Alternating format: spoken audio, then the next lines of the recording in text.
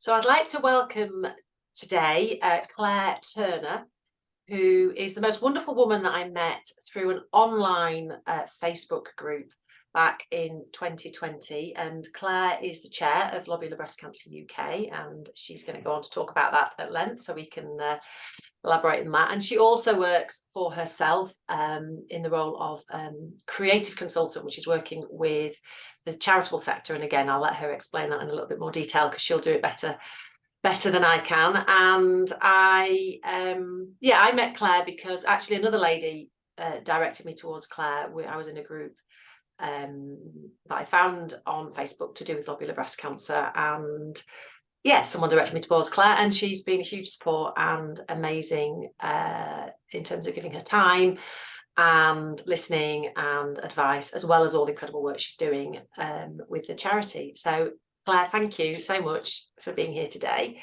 Do you want to just start off by saying a little bit more about who you are and a bit about your story and how you ended up doing what you're doing now, and the bits that we've already alluded to? Yeah, thanks, Jackie, and thank you for asking me to kind of have a chat today with you. I'm really looking forward to it. So as you said, I am chair of Lobular Breast Cancer UK. We're a really new charity that's been set up by a group of women who've all had a lobular breast cancer diagnosis, because we realised there wasn't the information, there wasn't the research, there wasn't the knowledge about lobular breast cancer out there. Wasn't my first thought to actually set up a charity, but I work in the independent charity sector. I work with a lot of small charities in my working life, not in the health sector, but within the cultural sector. So I work a lot with kind of independent museums, theatre companies, arts organisations, local authorities. So the thought of setting up a charity didn't scare me. I've been the chief exec of a few charities. But it was more so, we just identified it was really needed for lobular breast cancer because there's just not that information and knowledge out there. So I was diagnosed with lobular breast cancer in 2017.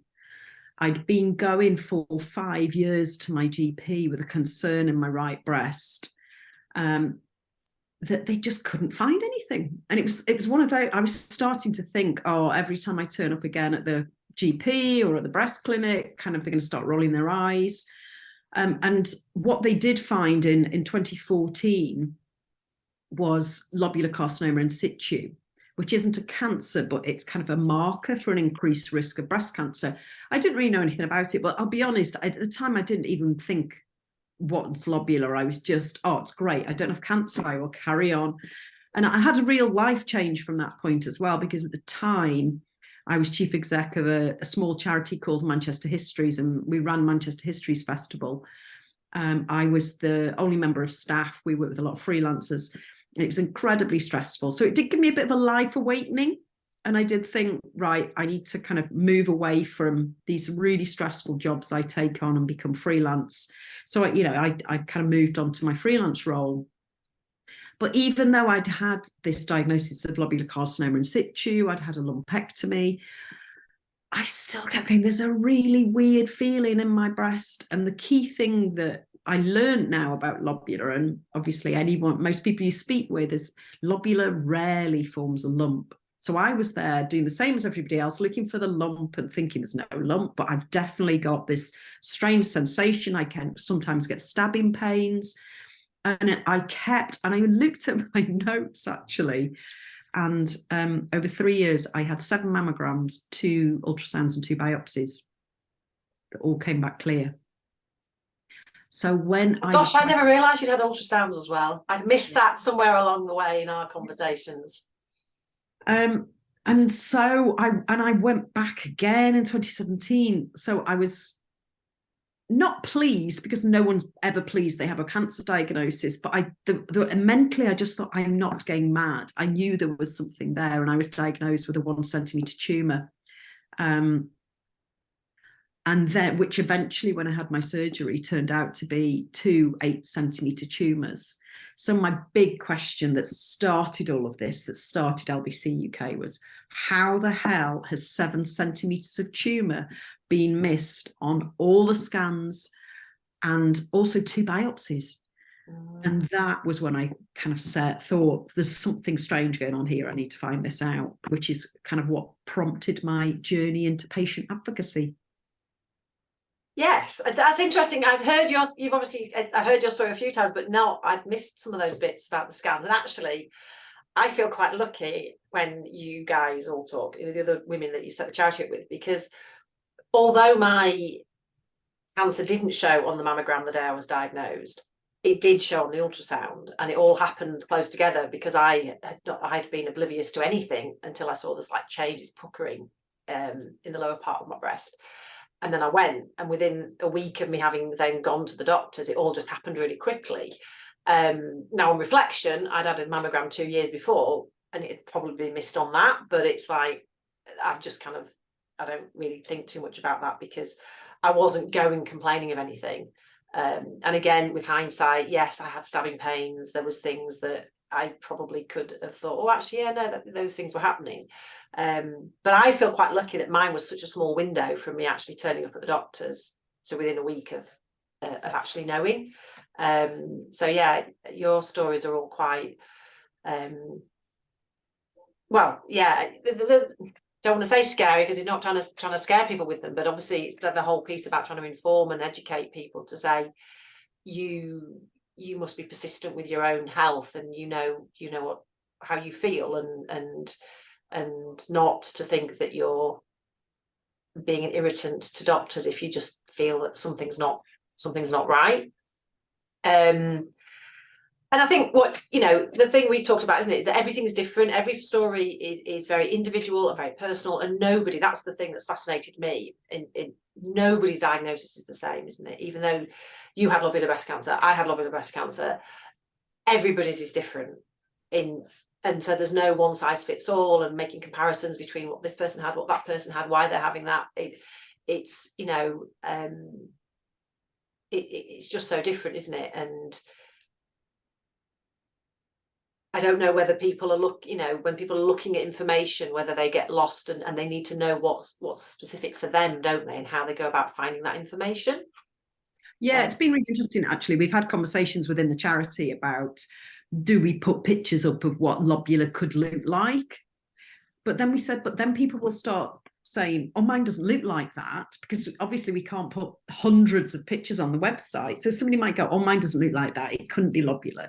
So the one thing we constantly emphasize in all our messaging is any changes that are different for you. And if you're not happy with the answer you're getting, keep pushing for anything. So the key thing is kind of getting to know your own body, what it feels like. Now, by feel, I don't just mean touching feel. What does it feel like in a normal day inside itself?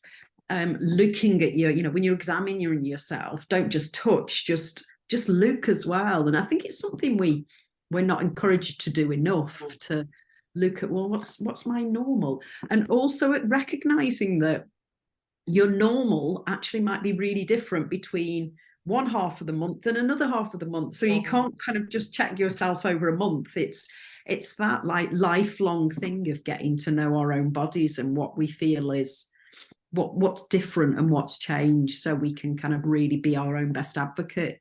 And when we go and speak to our GP, when we go, if we are referred to the breast clinic, we've got an idea of what's right for us, what changes might be happening that we're a bit concerned about.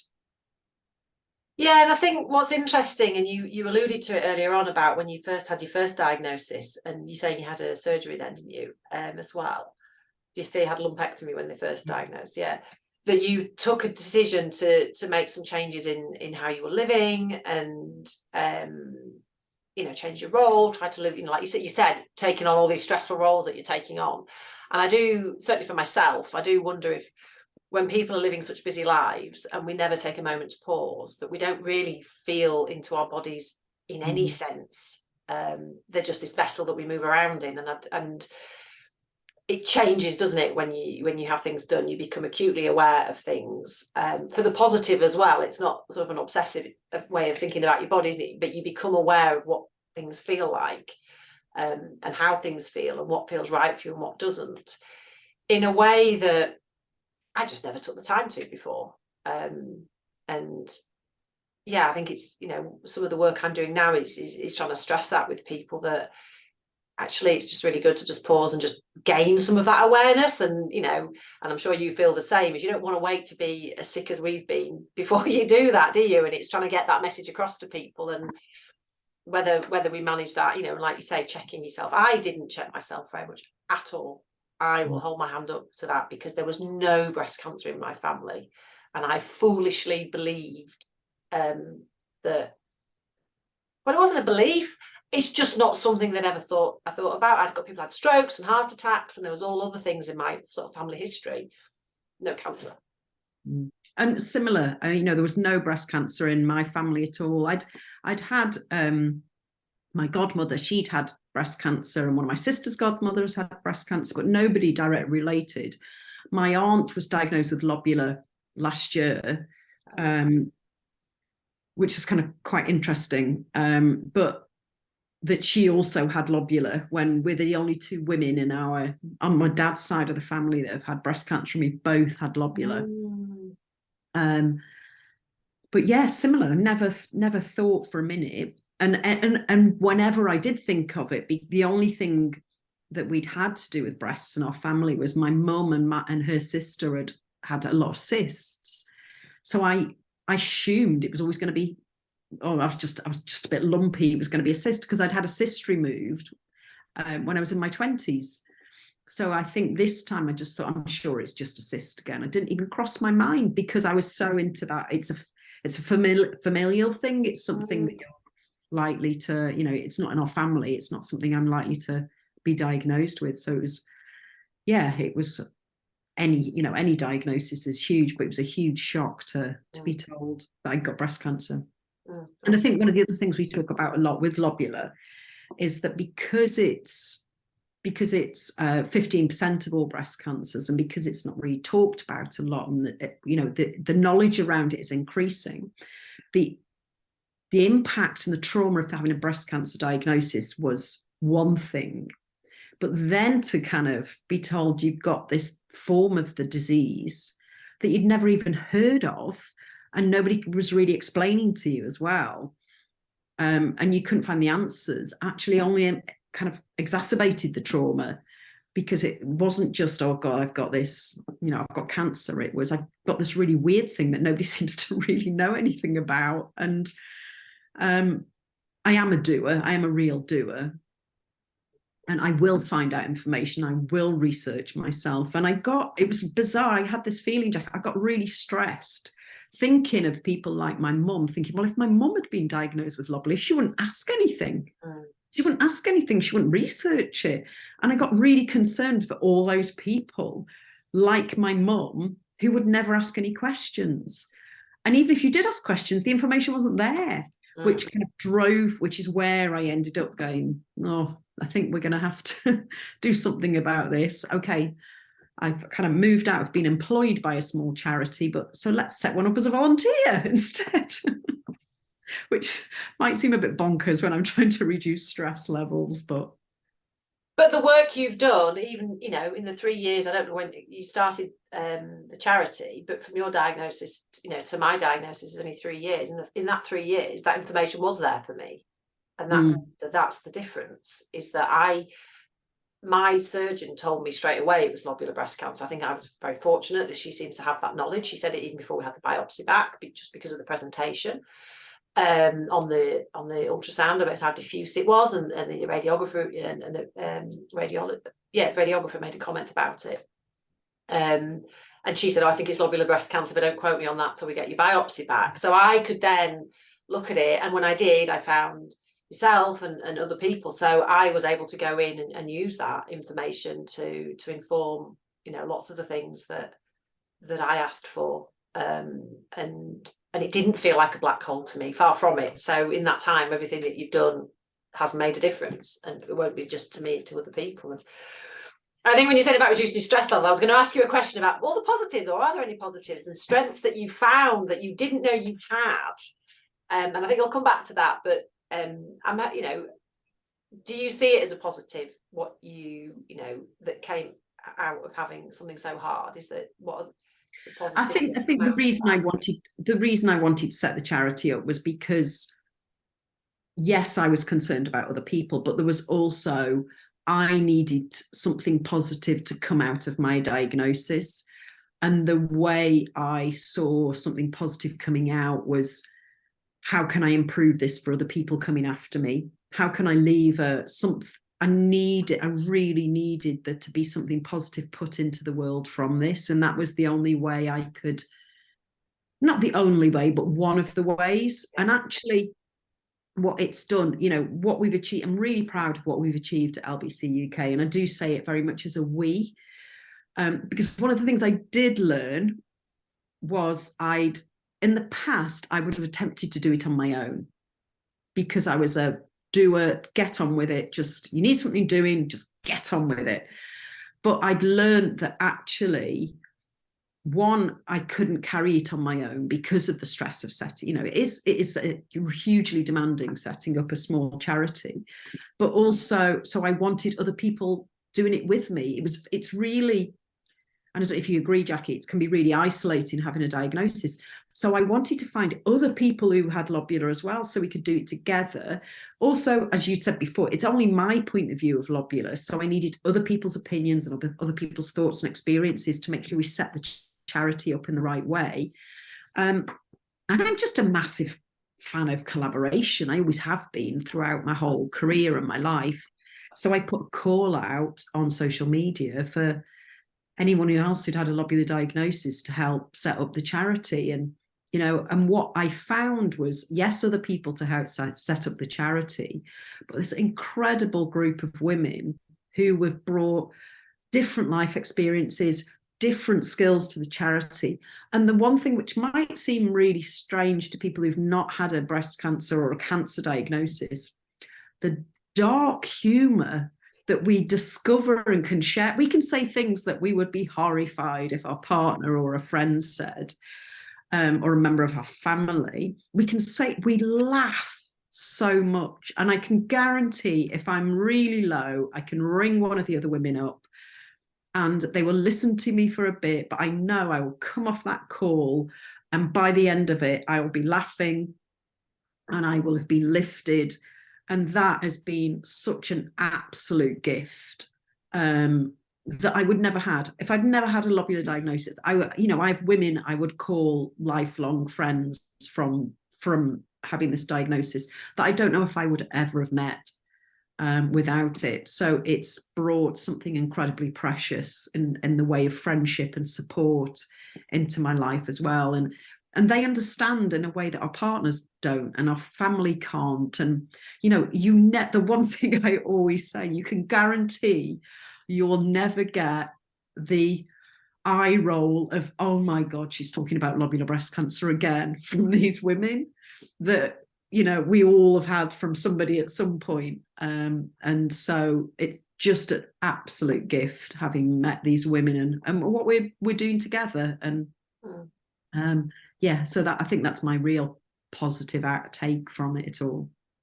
And I think I can echo that from the, you know, the interactions that I've had with particularly some of the women that you're talking about, and you know, I don't know them anywhere near as well as you do, but the people have given me their time and those moments have said things, and absolutely the understanding that's there and that power of, and it's connection, isn't it, in a community and belonging with people, or even though everyone's completely different, other than, you know, everyone's a woman in this instance, but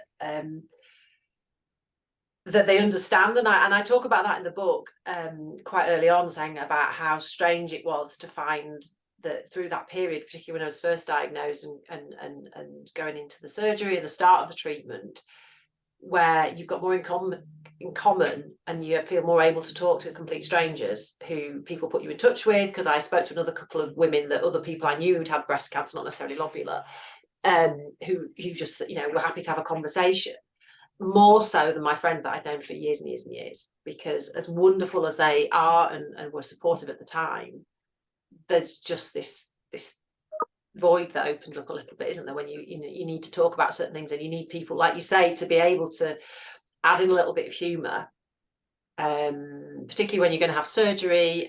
You know, I had 2 surgeries, I've had a mastectomy, I've not had a reconstruction for various reasons. And to be able to talk about that with somebody who's not frightened of upsetting you or saying the wrong thing, and being able to not make light of it, but make some lightness from it without it being, apart from, well, my son was always very quick to make quips. He has no problem with the dark humour or fear of offending me, which actually was quite nice at times when he used to say things. But what I'd say now, I think, not all the time, and I think this is maybe a little bit what you're alluding to, is that people kind of move on, don't they? They kind of go, oh yeah, you know, Jackie had cancer, but that's a couple of years ago now. It's like old news.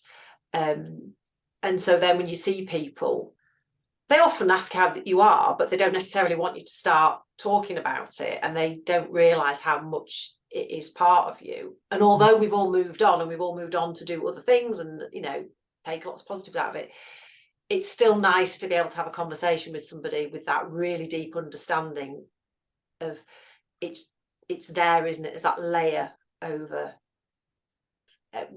where you are and everything that's happening. It's just there, and it's almost like not having to explain that in a conversation with somebody because they understand. Is really powerful, isn't it? And I think the one thing that, you know, I think that I had a recurrence in March 2020, a local recurrence in my reconstructed breast. And I think the one thing that we all acknowledge is that, yes, you can kind of carry on living life, and you can find incredible things from life still, but there is it might not be there every day, it might not be there every week or every month, but there is that little thread of fear that will never leave you. And it might just pop up one day in your head, and you might have a day where you just worry about it. And different people deal with it in different ways. But I think there's that underlying fear. You're never the same again. You're not the same person you were. You are forever changed from having a cancer diagnosis. And that can bring difficulties, and it can also bring immense joys as well from kind of the things you experience and how you change your life and how you look at the world. But that little thread is always there in the background. Yeah. It's that's quite a nice way to think of it, isn't it? Like you say, it depends whether you want to pull on it or not, doesn't it? Whether you choose to go there. And was there a strength that you discovered that, not that you didn't necessarily know that you had, but something that you haven't really ever acknowledged yourself, you know, when you did get your diagnosis and all the things that you've done since, that now you can kind of go, do you know what? That was, or that is. I don't know. I mean, it's really, people often say, oh, you're really strong. And I kind of always counter that a bit with, I don't have any other choice. You know, I can't run away. It's not something I can run away from. I couldn't move countries and it wouldn't be there.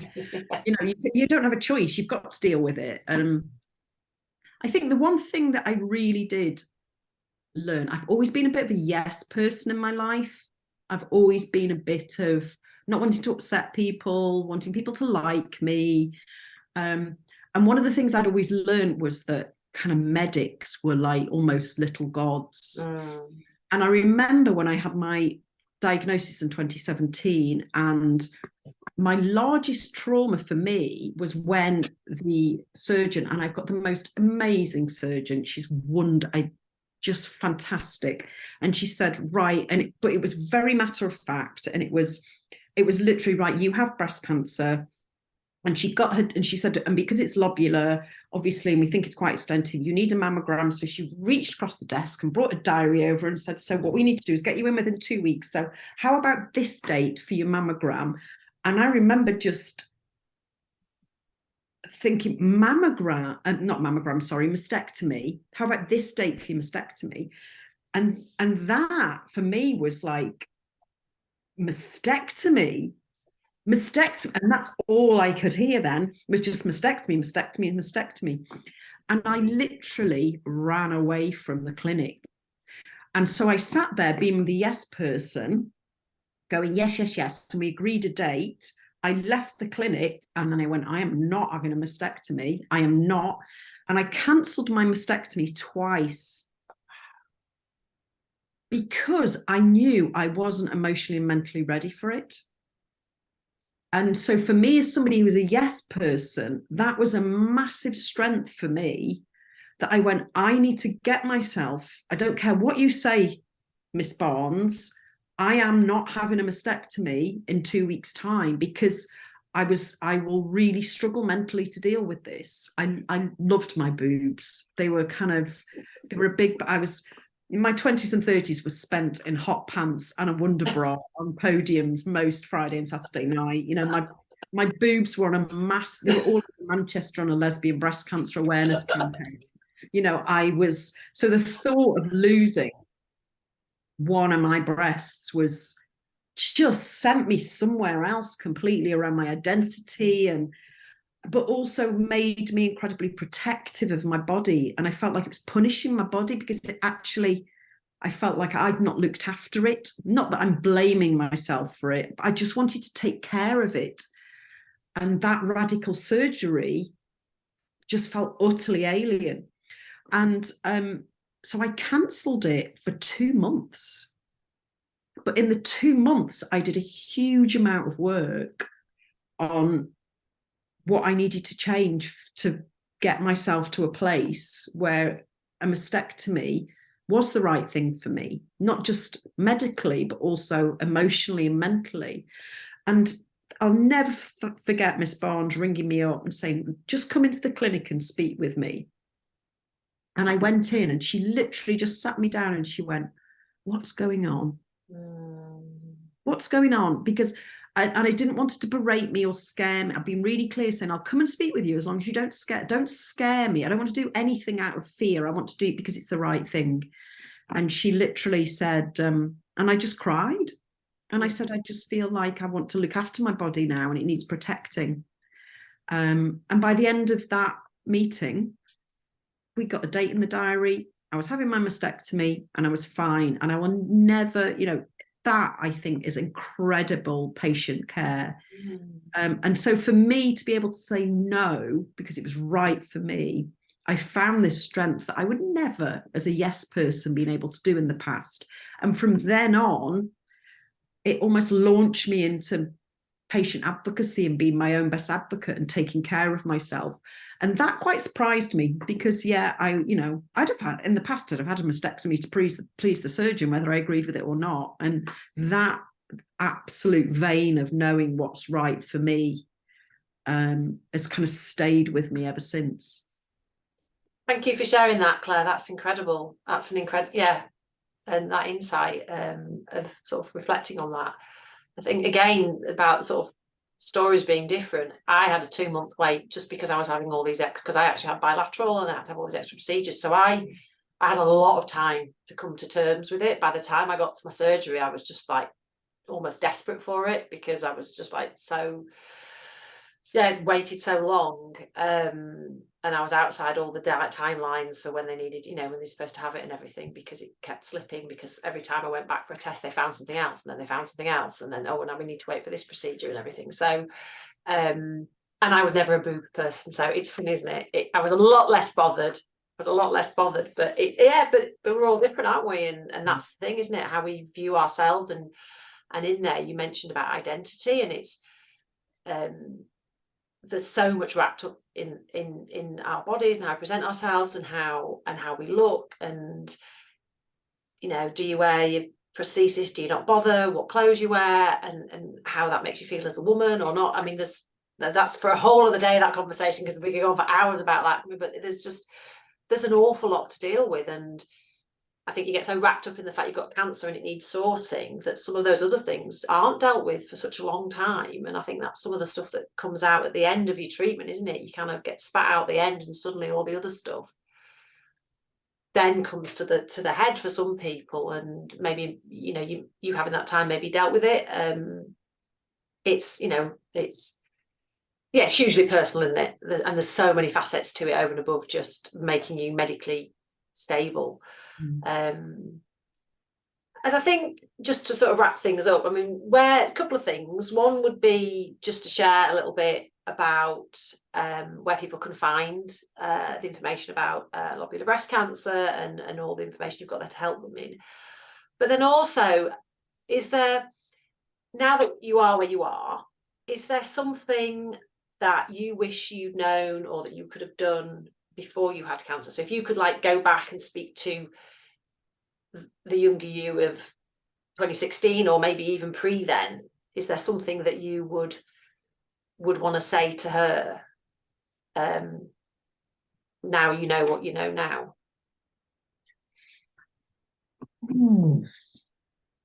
I think the only thing I'd want to say to myself is you'll be all right.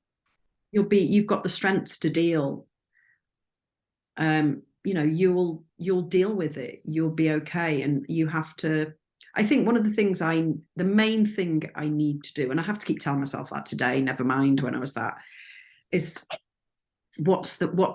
focusing on the things that are really important in life. Focus on, you know, what really matters at the end of the day. Because I think we often come out of treatment and we're really clear what matters, and then life sucks us up again. And absolutely. And I think I'd say that to myself when I was younger, but I regularly say that to myself today now. You know, what really matters, what's going to matter in 5 years' time, what's going to matter in 10 years. And I do a lot of what's going to, on your deathbed, what are you going to say, I wish I'd done more of, I wish I'd done less of? And that's for me, I try and live a bit like that now, to really identify what's important. But I don't think there's anything, I never kind of think there's anything I could have done to change the outcome. I think it's just keep remembering what matters most in life. Yeah, absolutely. No, agree. I completely echo that. And yeah, and it's a constant thing, isn't it? Even after it's happened, there's not like a moment you don't arrive and go, oh, I've got it now. And I always will remember what's important, because every day, every week, you're doing stuff and you're like, why am I doing this now? And why am I worrying about that? And you have to just keep checking in with yourself, don't you? It just there isn't an aha moment that we all get it and we're all enlightened forever. We can be enlightened for moments at a time, can't we? It's always ongoing.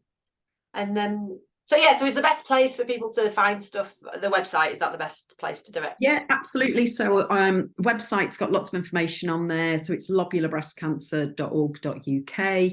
Obviously, we've got our social media platforms. We're on Instagram, Facebook, and Twitter, and actually LinkedIn as well. And they're all Lobular BC UK. The other thing I'd like to mention is the Facebook support group, Linking Lobular Ladies, which Elaine, who's one of our trustees, has set up, which is a fantastic support group. It's about 400 women in there now, right, who've had lobular diagnosis across the UK. If people are in Ireland, there's also Lobular Ireland as well. So that connects women across Ireland. So yeah, those are the best website and social media.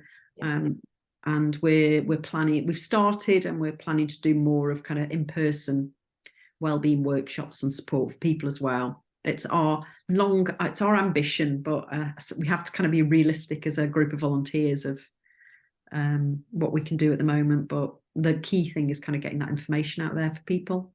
Yeah, and you're doing a great job, and seeing your campaign that's out there at the moment, the 22 one as well. So the one about 22 people a day. Yeah, a new campaign we've got on social media, 22 a day UK, because around 22 people are diagnosed with lobular breast cancer in the UK every day. So we've got groups of 22 people, and we're welcoming. If people want to get involved, you can do your own 22 picture and send it over to us. We've got sea kayakers, we've got walkers, we've got the Noises Off cast that's about to head to the West End. That's got Felicity Kendall in it, Matthew Kelly in it, and Emma Amos, who's one of our trustees, her husband Jonathan Coy's in it as well. So if people want to do, we're talking with 22 Morris dancers at the moment. We're trying to get 22 drummers. So yeah, if people want to kind of get a picture of 22 or have a look and share it, then that's out there as well at the moment. Yeah, and in honour of that campaign, and I don't know, have I actually posted about this yet, but the proceeds from the book, 22% of that is going to Lobular Breast Cancer UK. So yes, so that'll be all out as part of the promotion stuff. So we really that's us done, I think. Thank you. I'd say there's lots in there we could talk all day, and thank you so much, and I look forward to seeing you very soon for next things that we're doing. Thank you, Jackie, and I'm really looking forward to reading the book. Yeah, thank you.